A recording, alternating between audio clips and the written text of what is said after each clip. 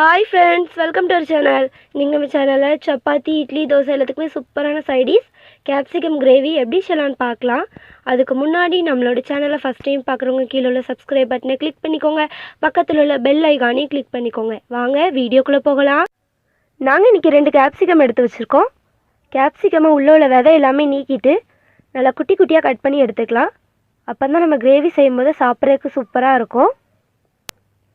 பாருங்கள் ஃப்ரெண்ட்ஸ், விதை எல்லாமே நீக்கிட்டு இந்த மாதிரி குட்டி குட்டியாக கட் பண்ணி எடுத்தாச்சு. இப்போ கிரேவி செய்கிறதுக்கு ஃபஸ்ட்டு நம்ம மசாலா ரெடி பண்ணிடலாம். ஒரு பாத்திரத்தில் எண்ணெய் சேர்த்துக்கோங்க. எண்ணெய் நல்லா சூடாகட்டும்.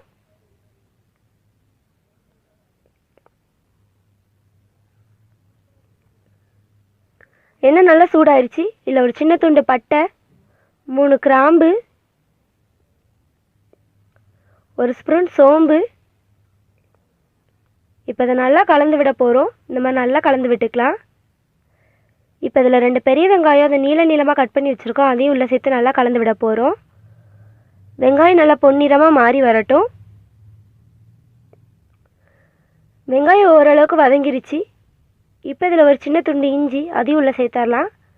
இதை நம்ம அரைக்க தான் போகிறோம், அதனால் இஞ்சி முழுசாகவே சேர்த்துக்கோங்க. 3 பல் பூண்டு அதையும் உள்ளே சேர்த்து நல்லா கலந்து விட போகிறோம். இந்த மாதிரி நல்லா கலந்து எடுத்துக்கலாம். வெங்காயம் நல்லா வதங்கிருச்சு. இப்போ இதில் 2 தக்காளி அதை நீளமாக கட் பண்ணி வச்சுருக்கோம், அதையும் உள்ளே சேர்த்துடலாம். தக்காளி சேர்த்து நல்லா கலந்து விடுங்க. தக்காளி நல்லா வதங்கி வரட்டும். பாருங்கள் ஃப்ரெண்ட்ஸ், தக்காளி வெங்காயம் நல்லா வதங்கிருச்சு. இப்போ இது நல்லா ஆறுனதுக்கப்புறமா நம்ம அரைச்சி எடுத்துக்க போகிறோம். நம்மளோட மசாலா நல்லா ஆறிடுச்சு.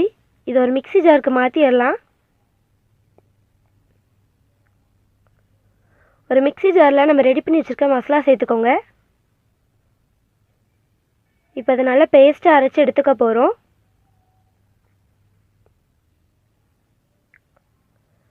பாருங்கள் ஃப்ரெண்ட்ஸ், இந்த மாதிரி நல்லா பேஸ்ட்டாக அரைச்சி எடுத்தாச்சு. இப்போ நம்ம கிரேவி செய்ய ஸ்டார்ட் பண்ணலாம். கிரேவி செய்கிறதுக்கு ஒரு பாத்திரத்தில் எண்ணெய் சேர்த்துக்கோங்க. எண்ணெய் நல்லா சூடாகட்டும். எண்ணெய் நல்லா சூடாயிருச்சு. இதில் கொஞ்சமாக கருவேப்பிலை சேர்த்துடலாம். இதுலேயே நம்ம ரெடி பண்ணி வச்சுருக்க மசாலாவையும் உள்ளே சேர்த்துக்க போகிறோம். மிக்ஸி ஜாரில் 1/4 கப் அளவுக்கு தண்ணி சேர்த்து அதையும் உள்ளே சேர்த்துடலாம். சேர்த்து நல்லா கலந்து விடுங்க. மசாலாவோட பச்சை வாசனை போகிற அளவுக்கு நல்லா கலந்து எடுத்துக்கலாம்.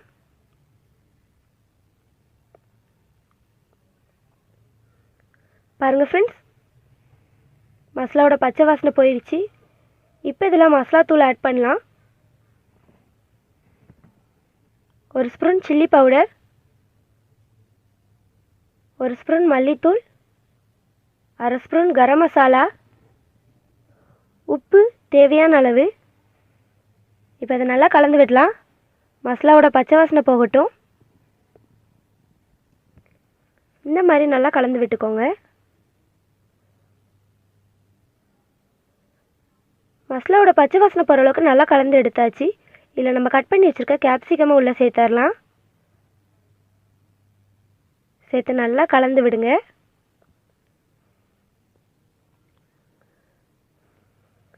இப்போ இதில் ஒரு 3/4 கிளாஸ் அளவுக்கு தண்ணி சேர்த்துடலாம். உங்களுக்கு கிரேவி எக்ஸ்ட்ரா தேவை அப்படின்னா எக்ஸ்ட்ரா கூட தண்ணி சேர்த்துக்கலாம். தண்ணி சேர்த்து நல்லா கலந்து விடுங்க. கேப்சிகம் நல்லா வெந்து வரட்டும்.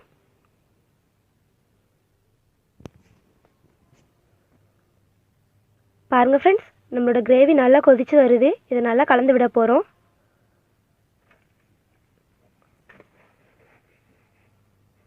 அவ்வளோதான், நம்மளோட கிரேவி சூப்பராக ரெடி ஆயிடுச்சு. இதில் மல்லித்தலை சேர்த்து நல்லா கலந்து விடலாம்.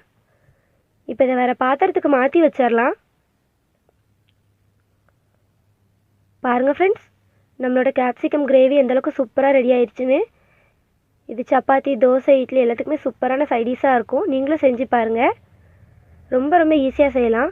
இந்த வீடியோ உங்களுக்கு பிடிச்சிருந்தா தாயம்மாள் சமையலுக்கு சப்ஸ்கிரைப் பண்ணுங்கள், லைக் பண்ணுங்கள், ஷேர் பண்ணுங்கள், கமெண்ட் பண்ணுங்கள். தேங்க்யூ.